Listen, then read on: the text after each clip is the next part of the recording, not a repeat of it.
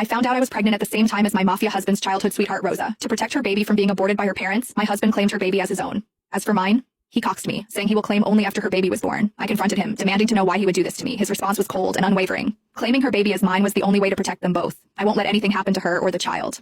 In that moment, as I looked at the man I had loved for 10 years, I realized my love for him had died. Not long after, my family condemned me, calling me a slut for having a child without a father and pressured me into getting an abortion. Meanwhile, my husband was in another city with his sweetheart helping her through her pregnancy. By the time he returned, I was already gone. I found out that my husband was accompanying his childhood sweetheart Rosa for her pregnancy checkup at my regular hospital this afternoon. Vincent, our baby looks so cute on the monitor. From the crack in the door, I saw Vincent's face lit up with a smile. Rosa was pointing at the monitor, and Vincent nodded, smiling back at her. If I didn't know that man was my husband, the father of my baby, I would have sworn they were a couple, happy and in love. Isabella Caruso, the doctor is ready for your examination, the nurse called. Vincent turned, his face drained of color, his eyes scanning the hallway. He must have heard my name. When his eyes landed on me, his mouth opened, but no words came out. I had been happily married to Vincent Falcone, my mafia husband, for nearly 10 years. This year, I was finally pregnant with his child. He of all people should know how difficult it is for me to have the baby now. How could he do this to me? I slowly walked toward him, my heart boiling with fury, anger, and the deep sadness of realizing how much I had been lied to. Is that why you told me you couldn't come to my appointment today? I tried to keep my voice steady, but the anger surged, making it impossible to control. Without thinking, I raised my hand and slapped Vincent hard across the face. It was the first time I had ever lashed out at him like this. Yet even after I slapped him, he stood there, silent, avoiding my gaze. Your silence isn't helping, Vincent. You owe me an explanation. Vincent didn't move, but Rosa, who had been standing behind him, stepped forward, shielding him from my anger. Mrs. Falcone, Isabella, right? She said, her voice shaking. Blame it all on me. Vincent did nothing wrong. It was my mistake, Isabella. I'm the one who got pregnant. Blamed it all on you, huh?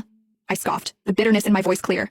I was a tough woman, but even so, tears streamed down my face. As if my tears had triggered something in him, Vincent finally stepped past Rosa and pulled me into his arms. Don't cry, Isabella. The baby isn't mine, he said, his voice barely above a whisper. I froze. What? But then, Rosa spoke. She winked her innocent big eyes at Vincent. Vincent, didn't you promise to protect my baby by claiming it as your own?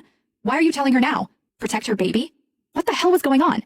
I broke free from Vincent's arms and stared at him. What the fuck is happening right now, Vincent? What the hell is she talking about?